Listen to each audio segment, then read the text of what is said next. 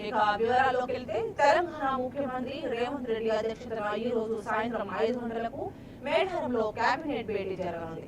ఇందుకు సంబంధించి అక్కడి హరిత హోటల్లో ఏర్పాట్లు పూర్తయ్యాయి. ఈ కేబినెట్ భేటీ ఏర్పాట్లను మంత్రి సీతక్క దగ్గర నుండి చూసుకుంటున్నారు.